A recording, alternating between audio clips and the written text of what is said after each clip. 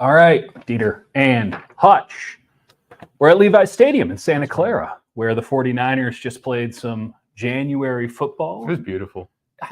That's as good as it gets, man. I know that, people want this flash and all these big plays and big yardage playing fantasy football. I'm sound like John Gruden, man. I love it when you bring in a second tight end, man. That's what I'm talking about. It was phenomenal. I mean, we honestly, Dieter and I, the entire time we're just texting, we're like, Saubert. Eric Saubert.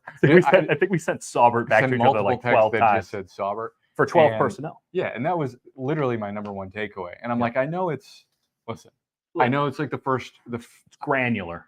I know it's like we're talking about a backup tight end here, right? Yeah. First game of the season, big win. Yeah. Over the Jets, lots of prime time, lots of stuff to talk about. Christian McCaffrey's hurt.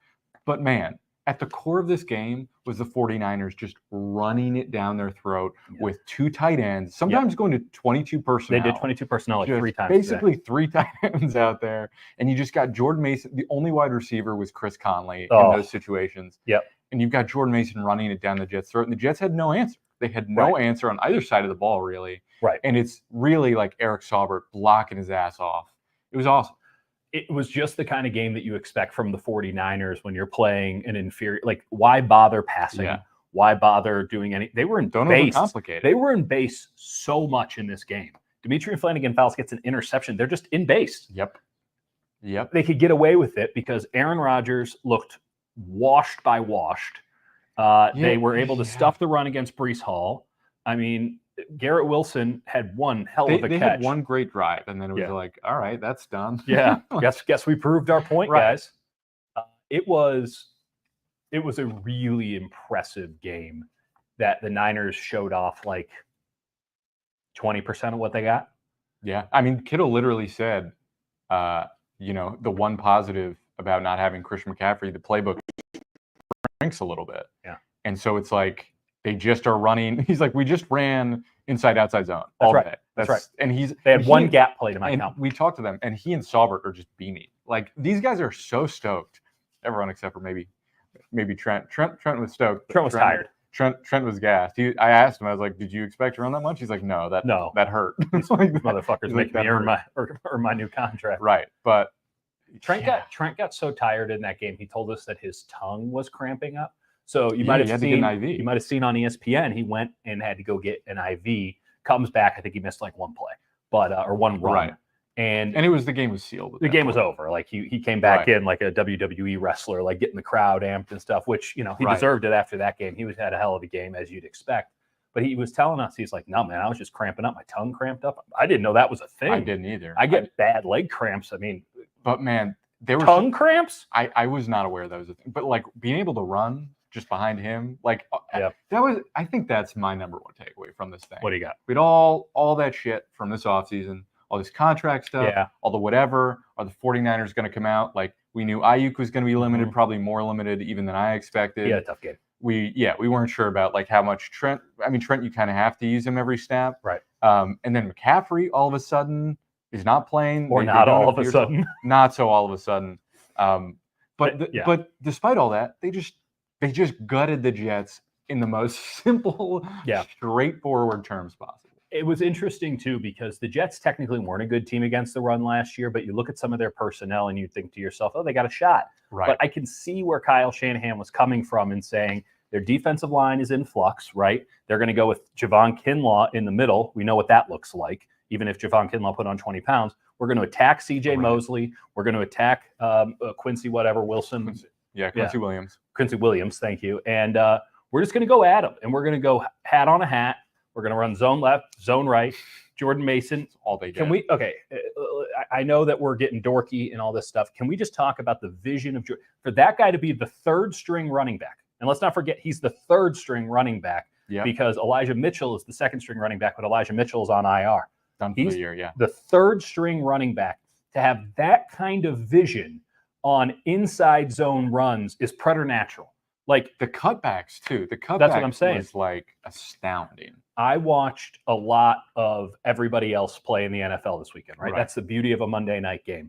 I saw so many running backs just running into the ass of their offensive line. I saw Brees Hall do it today. He could have bounced it outside, and he ran it straight into the offensive line. A bunch. And so when you have Jordan Mason out there, not just getting to the hole fast, not just doing the classic Shanahan outside zone back, one cut and go, but also when you get to the second level on those inside zone blocks where the guy is climbing to the second level, trying to free you up. You have a lead blocker in 44 or 82. You have these guys coming in on traps from the outside. You have all this stuff, and you're able to not just get to the second level and get your 4 yards, but also to break it outside or break it inside based on where the linebackers are. Because when you're running inside zone, you're leaving a linebacker unguarded. And the running back has to read the linebacker, and they just destroyed them in that. And having the physicality too, even when there is like one linebacker where you say, okay, I actually can't beat him, can't get outside him.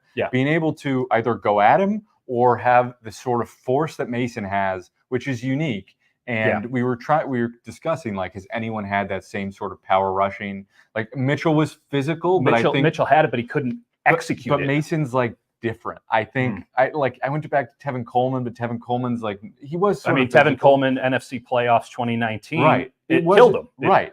But like that sort of physicality is sort of distinct, and the way he bounced off stuff, he was just phenomenal. And we saw it in the preseason game, and you went, well, it's the Raiders' third stringers.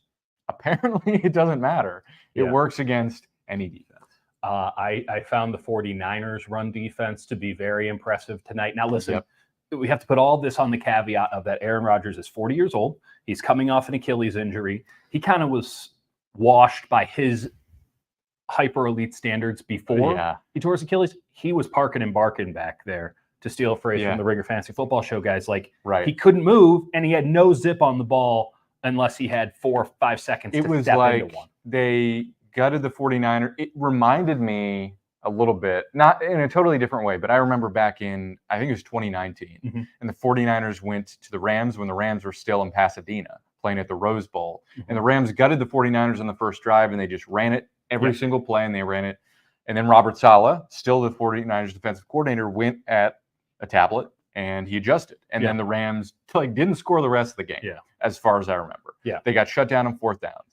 And that one drive that the Jets had, where it was Wilson beating them, basically he just beat zone. It was like wrap-ins, like digs, just behind the linebackers. And it was third down. And you're like, oh, is this going to be a problem? Nope. Just one drive.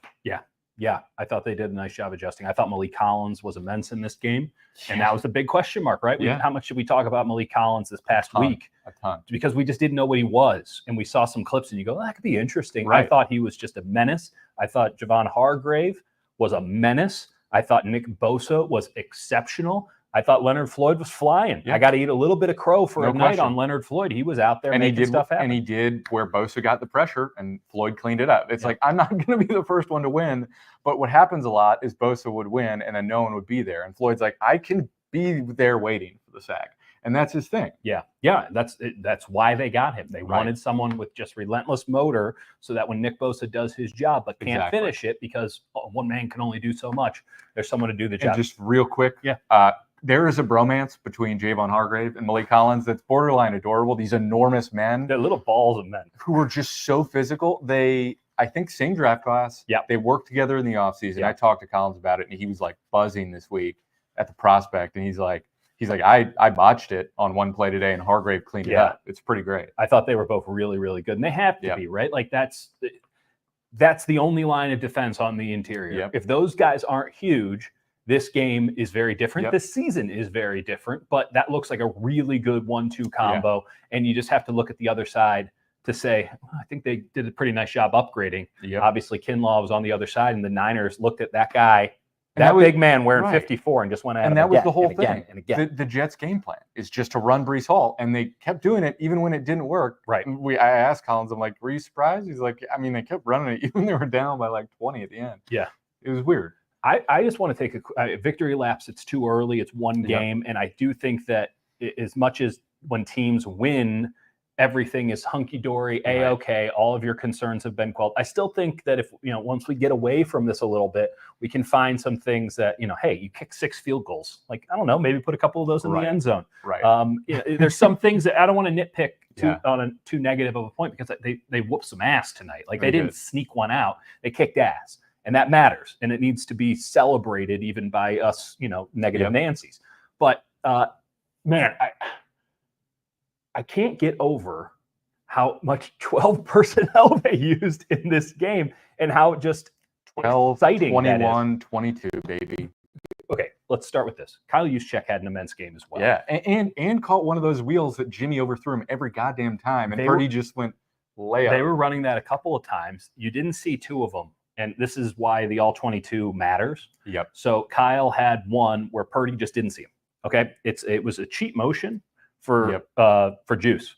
I think on the Manning cast I saw coming across my Twitter feed that they were calling it CFL motion, and that Manning was having, which Manning? Peyton was having a conniption because it's technically illegal. Yeah. But it wasn't getting called, so how illegal could it be? Regardless. It's so on brand for the Manning. It's so, yeah. I love that. Rules are rules. And Belichick's there just like so pissed he couldn't do it. Right. And so they ran one, and it was a wheel route, right? A wheel route on a cheat motion.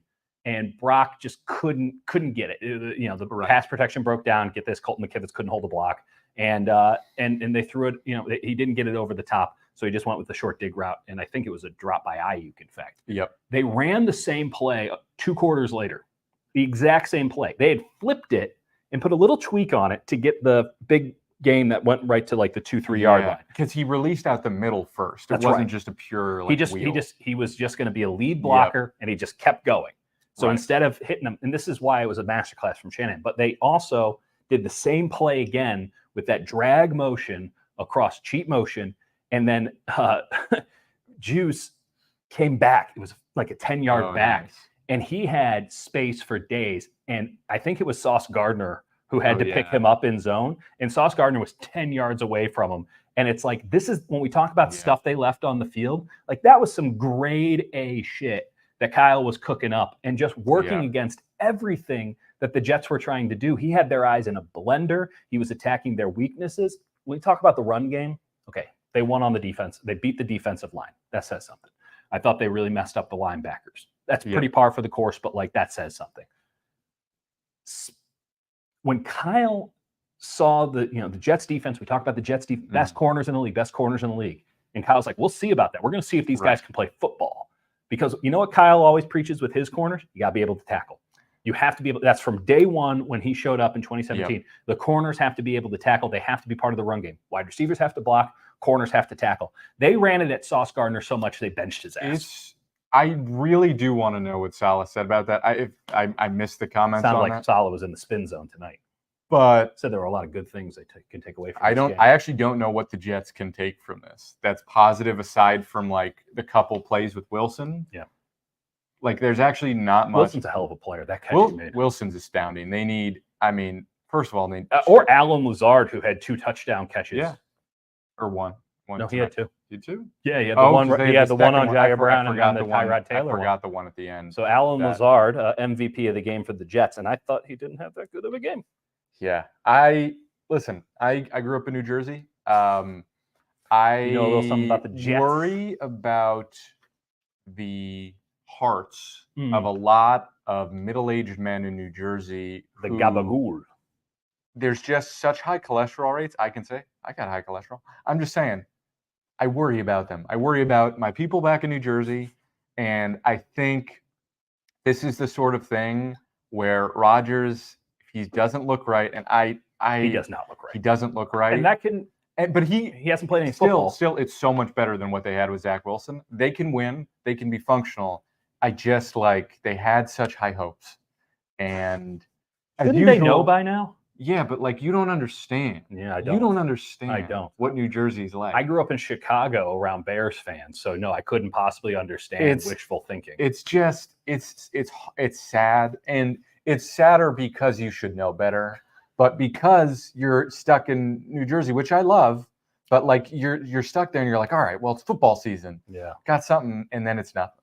And that's not- tough when you know it early. When you know it early, that's really tough. When you get punched, when your team doesn't look physical, right? And what did Joe Douglas, the GM of the Jets, do? He wanted to help them out on the trenches. We want to fix the trenches. We want to give Aaron Rodgers clean pockets. We want to be able to run the football with impunity. We want to be able to get after the quarterback. We want to attack. And for them to get so roundly kicked in the trenches speaks volumes. Take it one step further than that.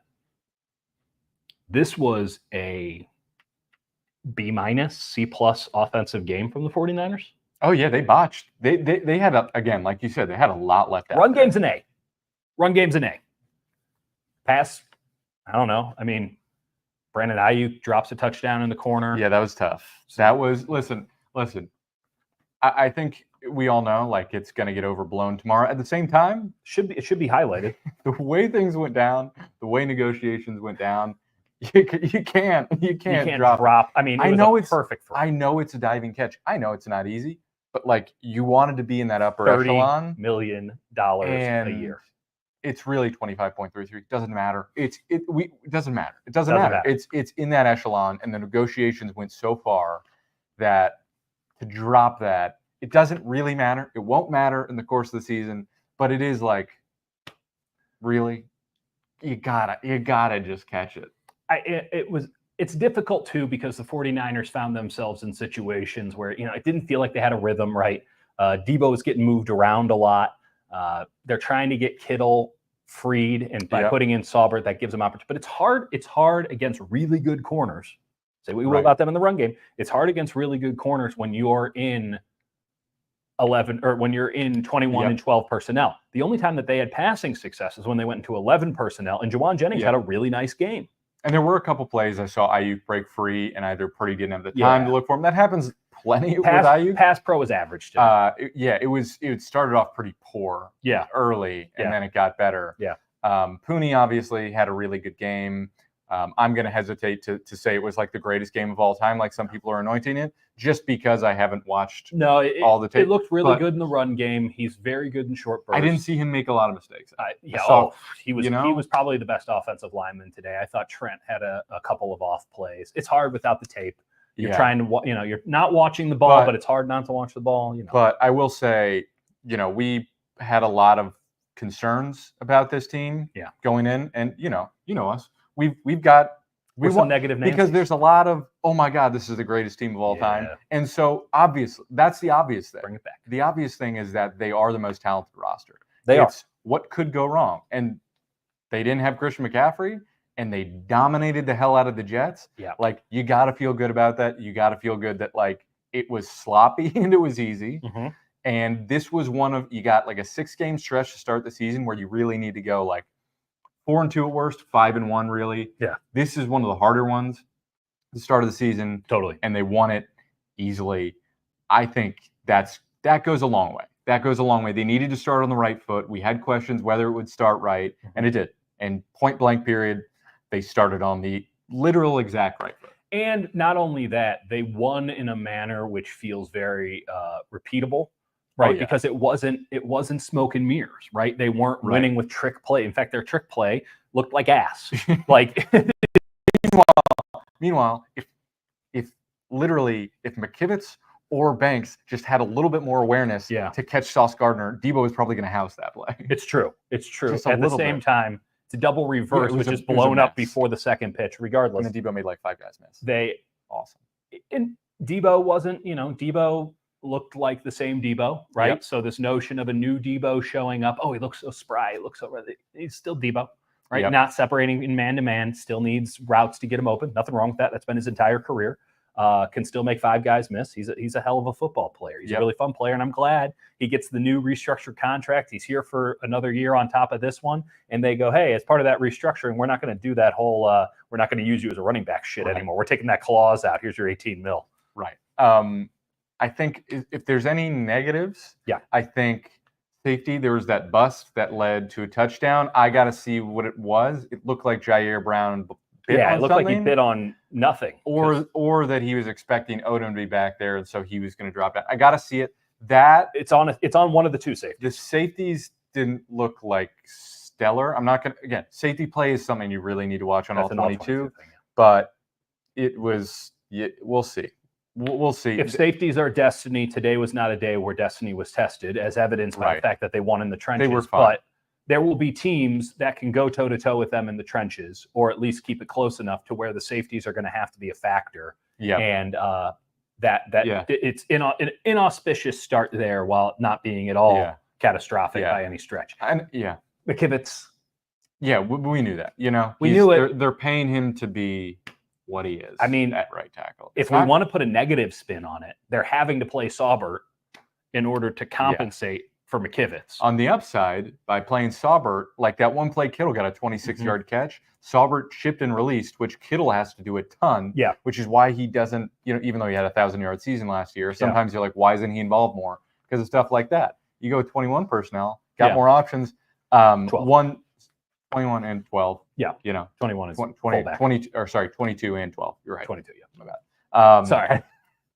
Lots. We're just numbers. Numbers. We're real wonks. One takeaway. Guys are talking about the defense. Yeah. I talked to Fred Warner this training camp. And I was trying to sort of get out what went wrong with the defense, and he didn't get into specifics because you don't want to disparage Steve Wilkes. Of course. But he's also we all knew it was not right.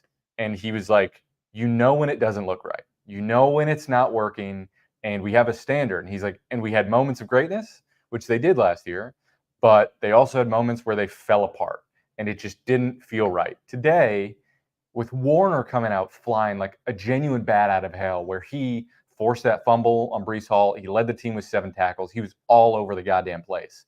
That, especially from a leader and a player who's playing faster than anyone else on defense. Yeah. That matters in setting a standard for the rest of the season.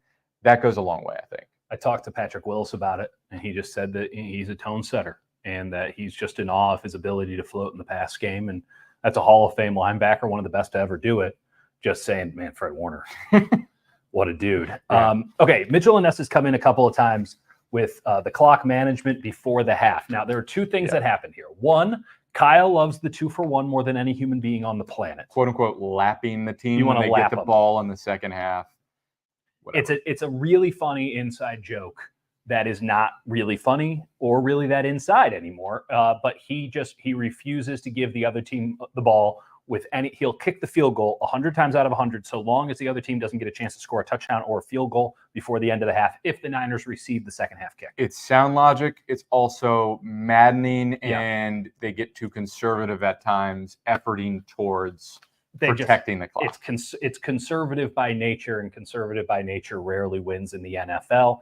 But as I've been telling people on this stream and my columns everywhere, radio, a lot of the head coach's job, or at least they think their job, is risk management.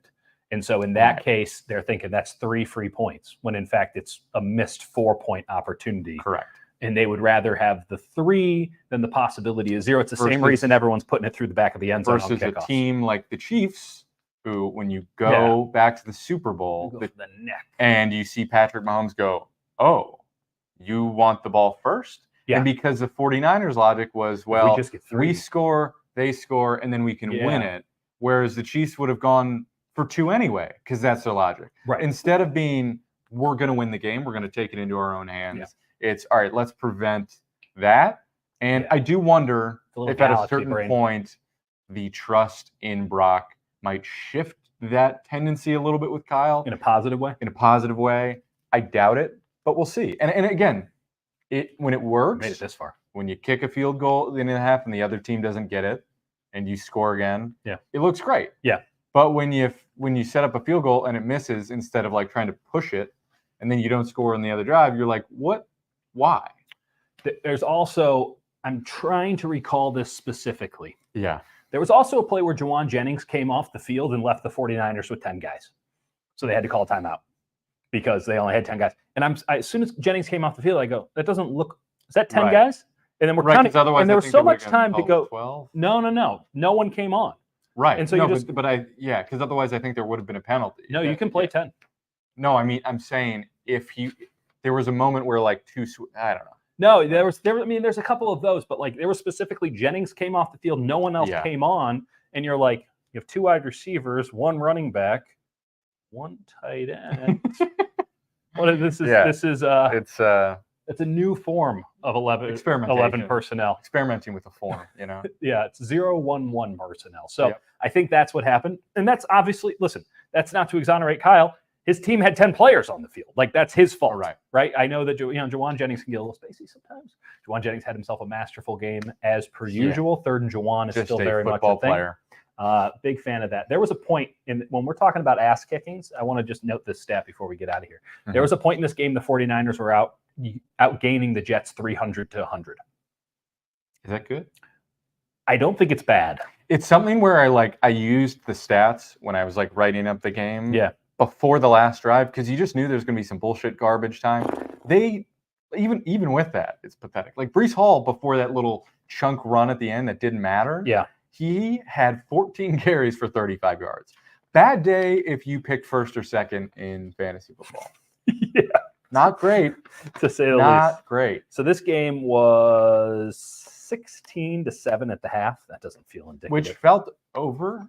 It felt over. You just saw Rodgers, right? He was 7 for 11, 64 yards. And they couldn't run it. They couldn't run the ball. We said that Breece from Hall, the start. They had to run it, and they couldn't. Breece Hall 2.5 yards per carry in the first half, with Jordan Mason was 6.7. And Debo had 7 carries for 23 yards in the first quarter. It doesn't sound. I mean, listen, Schefter isn't throwing this out there as wish casting. Yeah.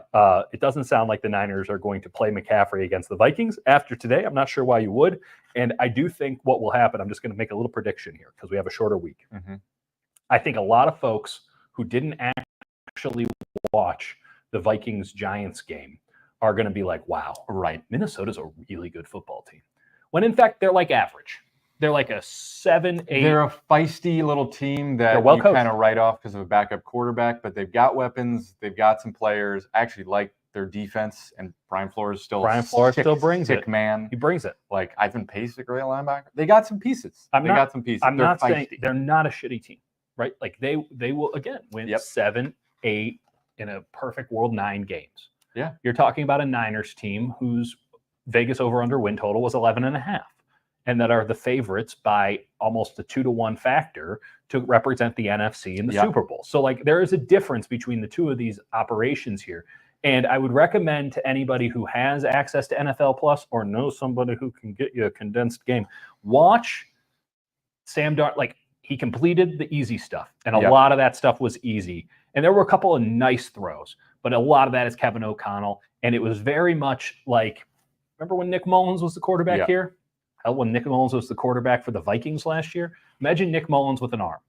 That's a pretty good quarterback. No one's arguing that that's not a good player, that guy shouldn't start. That's what it looked like against the Jets defense, which is awful. I'm sorry, Giants. Both matter. of the New Jersey teams should combine. Raise the Meadowlands. The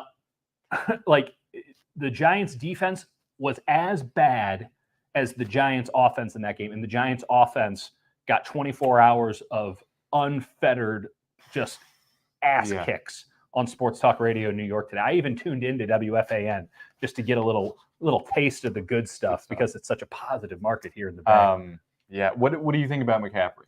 So I think it's a situation where it sounds like he's not going to play next week against Minnesota. They're going to the Rams. You're really going to bring him back for a turf game? That's a good question. I would guess no. Are you going to need him for the Patriots? Do you just say first 4 weeks of the season, no, because you're probably going to be fine without him against the Patriots. After that, Cardinals. That feels like a logical spot. I'm not saying he's going to miss that much time or that he needs to, but I don't think you want him coming back on a turf field game. He's going to miss next week. Yeah. And again, the Patriots, do you really need him? Maybe you want him. Maybe you. Who the fuck knows? We'll see. I'm just saying if Mason is looking how he's looking. Yeah. I could see if it's week 5. Because who knows? And this is someone we're getting into masterful gambits. This is somebody who accidentally said there was a 100% chance that he would play today. You don't have to keep copping to it. I know. But we're about accountability. With a massive amount of guilt, I have to say it. I just went, because he said he's going to play. And then I said that and I went, oh no. So who knows? By the way, it's a fine domestic Bud Light here for all those claiming I drink O'Doul's, which, why would I bother with the carbs? Yeah. Okay. questions we want to get to? Or yeah, anything, okay, so here we go. Dumpster Fire Dan, legendary sicko Dumpster Fire Dan. Devondre Campbell looked bad. I wonder what they're going to do there. I got to watch again, but I saw plays that he missed a couple tackles. I saw a couple okay ones, but yeah. I think looked about what I expected. The real challenge, and I do think that the Vikings are a team that can take advantage of this because they can cut across. They got good receivers, right? They have 3 really good receivers. Yeah. They have a running back in Aaron Jones who can do it. Their offensive line is a little wonky, but if they can get to the second level, Aaron Jones can really make them work. I'm of the mindset that David Lombardi trying to sneak in, trying to ruin the stream. I'm of the mindset that the Vikings are going to see what Devondre Campbell put on film, just as we will, and probably go, I found him. And that's why I pointed it out last time. It just turns out this Jets team is. It was really. And they did complete some balls behind Campbell where he just didn't operate the zone. Yeah, there was a dig route for what? I think it was the first one to start it. Was it Lazard or was no? It was to Wilson. Wilson wrapped in behind him, and did any receiver other than Lazard or Wilson catch a ball? That's actually a great question. Did anyone? No. That's awesome. The only people to catch passes. Well, that was the first half. That was the first half. I'm pulling it up. Yeah, I honestly don't think so. Conklin caught a pass. He's their tight end. Who's B. Allen? Braylon Allen, their backup running back. He's the only other one. That's Lazard, Wilson, Hall, Allen, Conklin. Because then Mike Williams didn't play, and so that's their thing. That's the thing that the Jets are really going to bank on is a guy coming off Xavier ACL. Yeah, or Xavier Gibson. Who didn't get open all game. I just don't know if I see it with them, man. It's week 1, but Rodgers is going to have to be a lot better. The offense is going to have to. What happened to Malachi Corley? Holy shit! Was he on the field? No. I said he was an X factor. Remember how people kept comparing him to Debo just because he catches short passes over the middle? Listen, anyway, you can take a victory lap on that one. Any other questions before we get out of here? Dieter, what was up with the Mason post-game rant? So we were in the locker room talking to the real football players. No, sorry. We were talking to Saubert, and we really just wanted to talk. We just wanted to talk to the big boy, talk to Pooney. Yeah. I don't know about the rant. What did Jordan Mason say? Apparently Mason's presser was a little weird. The theory that I have heard, and I will just baselessly throw this into the universe, bad journalism coming your way. It sounds as if Mason told somebody before the game that he knew he was starting. Or after the game. Or after that he knew well ahead of time. And the 49ers are going to get in trouble. Probably or lying. At least investigated about. Right. So I think that's what was going on there. Where, listen, let's be pretty clear about this. The Niners have known. We didn't.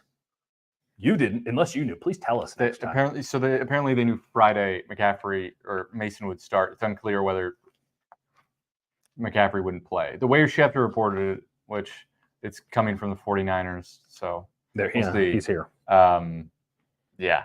So it's a little weird. This is another Niners move, which is a little too cute, right? Okay, we're going to list him as questionable, which when we operate on questionable, that's 50-50? I mean, they can do whatever they want, I think. You should probably put him down as doubtful. I mean, this is probably parsing. Yeah, but if, he said his hamstring was, I don't know. I think the whole thing's a little stupid. So I think that's what happened. Mason, let's just be real about this, is not a guy who gets a lot of media attention. Not a guy that we've talked to maybe more than 2 or 3 times just in the locker room. I didn't see it. I have to see what it was. I don't know what he said. But I heard from enough people just hanging out in the locker room. Yeah. Takeaways from locker room access.